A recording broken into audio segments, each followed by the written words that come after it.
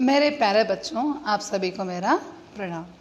आज की 8वीं कक्षा हिंदी ऑनलाइन क्लास के लिए आप सभी का स्वागत है। चलो बच्चों, आज हम पाठ पढ़ेंगे। इस पाठ का नाम है मेरा देश मेरी माँ। देश का मतलब क्या है, इसका मीनिंग क्या है? देश है, देश, तुम्हारा देश कौन सा है? तुम्हारा नहीं, हमारा देश कौन सा है? हमारा देश है भारत है या नहीं? या कोई दूसरा है? नहीं, हमारा देश भारत है। तो यहाँ पर एक वीर आदमी किस तरह से अपने प्राणों को त्याग करता है, तो इसके बारे में हम इस पाठ में पढ़ेंगे। सन 1965 यानी कि 1965 सन 1965 की एक शाम हर तरफ शांति का वातावरण था। वातावरण की एनवायरनमेंट कैसा था? बहुत शांत था। शांत यानी कि पीसफुल, साइलेंट। किसी तरह की कोई आशंका नहीं थी। कोई किसी तरह आशंका यानी कि डर, किसी तरह का डर यहाँ पर नहीं था। तभी दुश्मनों ने भारत पर आक्रमण कर दिया। तभी क्या हुआ? उस समय हमारे यहाँ का वातावरण देखकर क्या किया? दुश्मनों ने हमारे भारत पर आक्रमण का मतलब क्या है? अटैक किया। अचानक हुए इस हमले ने भारतीय सेना को चौंका दिया। बहुत शॉक लगी। इस आक्रमण से हम भारत के लोगों को क्या हो गया? शॉक हो गया इस आक्रमण से। छुट्टियां बिताने अपने घर गए सैनिकों को तुरंत वापस आने का संदेश भेजा गया। यहाँ पर सैनिकों क्या करते हैं? सैनिक लोग यानी आर्मी लोग क्या करते हैं? वे बहुत दिन के लिए, कई सालों के लिए नहीं आते। 5 साल या 6 साल की एक बार अपने फैमिली से मिलने, अपने परिवार के लोगों से मिलने आते हैं। 5-6 साल के बाद एक ही बार आते हैं। और थोड़े छुट्टियाँ यानी कि हॉलीडेज, 1 महीना या 2 महीना इस तरह की छुट्टियाँ लेकर वे अपने परिवार के लोगों से मिलने आते हैं। तो वहाँ का वातावरण बहुत शांत था। उसी समय इन सैनिकों को छुट्टियाँ देनी पड़ी। तब उस समय को, उस वातावरण को, शांत वातावरण को देखकर दुश्मनों ने क्या किया? भारत पर हमला कर दिया। तब हमला होने के हुआ था ना, तब उस समय छुट्टियों में जो कुछ भी सैनिकों अपने अपने घर गए थे, तो उन्हें क्या कर दिया? तुरंत यानी कि इमीडिएटली उन्हें फिर से वापस बुलाया गया था। छुट्टियां बिता रहे भारतीय सेना के लिए सेना की ही एक मेजर को जब सूचना मिली तो जाने की तैयारी कर उन्होंने माँ के पैर छूकर प्रणाम किया।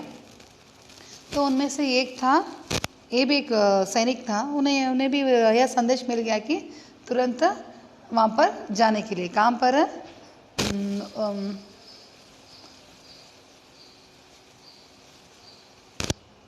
छुट्टियां बिताने आए सैनिकों को, या मेजर को भी यहाँ सूचना मिली कि उन्हें भी तुरंत वहाँ पर जाकर वहाँ पर जाना है। तो वे क्या करते हैं? उस समय अपने माँ के पैरों को छूकर प्रणाम करते समय, कौन? वो मेजर क्या करते हैं? अब वहाँ से उनको भी निकलना पड़ता है। कहाँ से? अपने घर से निकलना है। तो वे क्या करते हैं? तैयारी कर लेते हैं। तैयारी मीन्स अरेंजमेंट जो कुछ भी लेना है सामान, उन सबको बांध लेकर तैयार हो जाते हैं। तो उन्होंने माँ के पैर छूकर प्रणाम किया।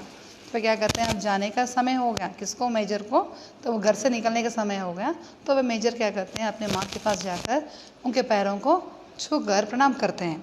माँ का ममत्व जाग उठा है नहीं? आप जब हम जाते हैं, फिर से हम लौटेंगे या नहीं, हमको ही नहीं पता। तो उनको क्या हो गया? बहुत क्या बोलते हैं, मदर्स फीलिंग आ गई। आंखें में आंसू भर गई और उन्होंने बेटे को सीने से लगा लिया। माँ के आंखों में आंसू आ गए। आंसू में टीयर्स फ्लो हो रहे थे। तो उनकी माँ के आंखों में आंसू आ गई और उनके बेटे को क्या किया? अपने सीने से लगा लिया, हक कर लिया। मेजर का गला भी रोदा गया। तो उन्होंने भी रोदा गया मीन्स उनका स्वर भी सैड में बोलने लगे। पर तुरंत ही मातृभूमि का स्मरण हुआ है। तो क्या हुआ? वहाँ पर हमला के लिए गए, लेकिन वापस जिंदा नहीं आए। वहाँ पर उनका देहांत हो गया। किसका? मेजर का। युद्ध भूमि को जाते हुए पुत्र के सर पर हाथ रखा। कौन रखा? अपने पुत्र पर मेजर की माँ ने क्या किया, अपने पुत्र के सर पर हाथ रखकर कहा कि आशीर्वाद देते हुए माँ ने कहा, आशीर्वाद यानी कि ब्लेसिंग्स देते हैं ना, तो देते हुए माँ ने कहा, बेटा इस समय राष्ट्र रक्षा ही प्रत्येक भारतीय का सबसे बड़ा कर्तव्य है। हम राष्ट्र की रक्षा करना प्रत्येक का एक कर्तव्य यानी कि ड्यूटी है कहकर उसको सर पर हाथ रखकर आशीर्वाद दे रही थी। भारतीय परंपरा सीने पर गोली खाने की है, पीठ पर नहीं। हम सब भारतीय हैं, हमें क्या करना है, अपने सीने पर गोली खानी है, पीठ पर नहीं। ये तो भीषण रूप से फैलता जा रहा था। भीषण मीन्स वेरी, क्या बोलते हैं, भयानक, वेरी टेरिबल, हॉरिबल से युद्ध वहाँ पर चल रहा था। इच्छोगिल नहर को मोचा भारतीय सेना के लिए चुनौती की दीवार बना खड़ा थी। वहाँ पर युद्ध बहुत हॉरिबल चल रहा था, टेरिबल चल रहा था। वहाँ पर इच्छोगिल एक प्लेस है जहाँ पर वार चल रहा था, वार यानी युद्ध चल रहा था। तो इच्छोगिल नहर क्या हो गया, वहाँ पर एक मोचा बना, एक दीवार सा बन गया था। इतना भीषण, टेरिबल, हॉरिबल युद्ध चल रहा था कि प्रश्न उठा, इस अभेद दीवार को तोड़ने की जिम्मेदारी कौन निभाएगा। वहाँ पर इतना भारी युद्ध चल रहा था, इस कौन संभालेगा, यहाँ पर एक प्रश्न उठा। वहाँ पर कार्य आसान नहीं था। वो कार्य, वो जो कुछ भी काम क्या था, वहाँ पर युद्ध करना था, वो आसान, वेरी इजी नहीं था, बहुत मुश्किल था। सीधे मौत के साथ जुड़ना था, और सीधे मौत के साथ कोई भी उस युद्ध में जाता है तो वह क्या करता है, पर वीर कभी मौत के भय से रुके हैं। तुरंत एक वीर ने इसका दायित्व स्वीकार कर लिया। ये गांव से आए हुए वही मेजर थे। तो उसमें उन सब में एक वीर मीन्स एक अच्छे सा वीर, यानी क्या बोलते हैं, वीर कौन थे, मेजर। वीर ने क्या किया, इस युद्ध को संभालने के लिए खड़े हो गए। मैं इस युद्ध को संभालूंगा कहकर आगे बढ़ गए। मौत की परवाह किए बिना मेजर ने मोर्चा संभाल लिया। मौत की परवाह, अपने मौत के बारे में, अपने जीवन के बारे में कोई भी परवाह नहीं किया। तो वहाँ पर क्या किया उन्होंने, युद्ध करने लगे, अपने बारे में कुछ भी नहीं सोचा। वे धीरे धीरे आगे बढ़ने लगे, धीरे धीरे आगे बढ़ते ही रहे मीन्स उस युद्ध में आगे बढ़ने लगे। दिल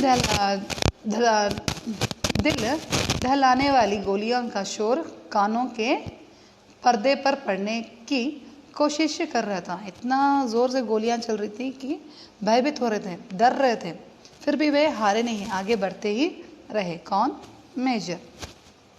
मेजर पर देशभक्ति का जोश पूरी तरह छाया हुआ था। उन्हें देशभक्ति का जोश, वे जो वहाँ पर इतना गंभीर युद्ध था, फिर भी वे हारे नहीं, उसी तरह से वे उस युद्ध में भाग लिए। मौके का इंतज़ार किए गया, इतना समय भी नहीं था, मौके का इंतज़ार भी नहीं था, उतना समय भी नहीं था, इसलिए वे धड़ धड़ गोलियां भारी करते हुए दुश्मनों के टक्कों को ध्वस्त करते आगे बढ़ रहे थे। वे आगे बढ़ने लगे, धड़ धड़ गोली चलाने लगे और आगे बढ़ने लगे। दुश्मन की कई गोलियां एक साथ सनसनाती हुई आई और मेजर के हाथ व पेट में घुस गई। तभी क्या हो गया, कुछ दुश्मन की गोलियां मेजर के हाथ या पेट कई जगहों में घुस गई। मगर भारतीय परंपरा सीने पर गोली खानी है, पीठ पर नहीं। सीने पर हमारा भारतीय सेना क्या करनी है, गोलियां सीने पर ही खानी है, पीठ पर नहीं। माँ के ये शब्द प्रेरणा दे रहे थे। मेजर की माँ ने कहा था, जब वे घर से युद्ध भूमि को आते समय उनकी माँ ने आशीर्वाद दिया था कि भारतीय सेना गोली कहाँ पर खानी है, सीने पर खानी है, पीठ पर नहीं। तो ये शब्द मेजर की कानों में प्रेरणा कर रहे थे। वे चुप परवाह किए बगैर आगे बढ़ते रहे और गोलियों आकर उनके सीने में घुसती रही। जितनी गोलियां लग रही थी, पर वे अपने बारे में नहीं सोचे, ऐसे ही युद्ध में आगे बढ़ने लगे। उनके बारे में, उनके स्वास्थ्य के बारे में वे नहीं सोचा, परवाह ही नहीं किया। स्थिति का समझते हुए उनको पीछे हटने का आदेश जारी किया गया। तो उनके बड़े लोग रहते हैं ना, उनके मेजर लोग, तो उन्हें क्या किया, आपको बहुत सारा जख्म हो गया है, गोली अंदर गई ना अपने शरीर में, तो जख्म होने लगा। तो स्थिति को देखकर उन्हें कहा गया कि आप पीछे हट लो, पर ये मेजर ऐसा नहीं किया। तो ऐसा ही गंभीर युद्ध चल रहा था, उस युद्ध में ही ये भाग लिया, पीछे नहीं हटे। दुश्मन के साथ का ध्वस्त कर, दुश्मनों को सभी को ध्वस्त कर दिया, मार डाला। विजयश्री को गले लगाकर ही उन्होंने दम लिया। वे दुश्मनों को सबको मार कर विजय प्राप्त की, विजय मीन्स विक्ट्री प्राप्त कर कर वहाँ से निकले। तुरंत ही अमृतसर के सैनिकों अस्पताल में उन्हें लाया। तो यहाँ पर भी ये सोल्जर्स का एक हॉस्पिटल रहता है, तो वो कहाँ पर है, अमृतसर पर है। वहाँ का हॉस्पिटल में इनको क्या किया, वहाँ पर एडमिट करवा गया, किसको, मेजर को। पर तब तक पूरा सेना गोलियों से छलनी हो चुका था, पर उनका पूरा शरीर क्या हो गया था, गोलियों से भर गया था। रुदे गले से अधिकारियों ने पूछा, तो उनको सबको मालूम हो गया, उनके बड़े लोग रहते हैं ना, मेजर के बड़े लोग, अधिकारियों ने उन्हें सैड वॉइस, रुदे उनके अधिकारियों ने किसको पूछा, मेजर को पूछा तो कि तुम्हारी कोई आखिरी इच्छा है। क्यों इस तरह से पूछा कि वे अब आगे ज़्यादा देर तक नहीं रह पाएंगे, उनकी मृत्यु हो जाएगी। किसको मालूम हो गया, उनके अधिकारियों को मालूम हो गया। तो वे क्या करते हैं, उनके अधिकारियों क्या करते हैं, मेजर के पास जाकर रुदे स्वर में पूछने लगे, कोई अंतिम इच्छा है, अंतिम मीन्स लास्ट विश। तो कौन पूछते हैं, अधिकारी मेजर से पूछते हैं, आपकी कोई अंतिम इच्छा, लास्ट विश है। गोलियां सीने में कसकर रही थी, अंदर चली गई थी, किसके, मेजर के सीने में गोलियां अंदर कसकर चली गई थी। तो क्या हो गया, मेजर ने चेहरे पर मुस्कान लाते हुए कहा, फिर भी वे उदास नहीं थे। उनको, मेजर को भी मालूम था कि और थोड़ी देर के लिए वे नहीं रहेंगे, वे नहीं बचेंगे। तो उनको मालूम होने के बाद भी वे सैड नहीं हुए, वे उदास नहीं हुए। तो उनके मुख पर मुस्कान थी, मुस्कान में हैप्पीनेस थी। मुस्कान लाते हुए मेजर कहा, किसके सामने, अधिकारी के सामने कहा कि हाँ है, मेरी एक इच्छा है कि हाँ है, मेरी माँ तक संदेश पहुँचा देना, तुम्हारे बेटे ने गोलियां सीने पर ही खाई है, पीठ पर नहीं। हाँ, मेरी एक इच्छा है कि मेरी माँ के पास जाकर आप कहना कि आपके बेटे ने गोलियां सीने पर ही खाई है, पीठ पर नहीं। यही है मेरी अंतिम इच्छा, कहकर वे उनका देहांत हो जाता है। जानते हैं ये बहादुर कौन थे, ये भारतीय सेना के अफसर मेजर आशाराम त्यागी थे। तो इनका नाम क्या था, इस मेजर का नाम क्या था, आशाराम त्यागी। वे बहादुर, वेरी ब्रेव थे, तो इनका नाम था आशाराम त्यागी थे, जिन्होंने माँ के वचनों का पालन करते हुए, इन्होंने क्या किया, माँ के वचनों का, जो कुछ भी उनकी माँ कही थी, उनकी बातों का वचन दिया था, वचनों का पालन करते हुए अपनी मातृभूमि की रक्षा के लिए प्राणों की बाजी लगा दी।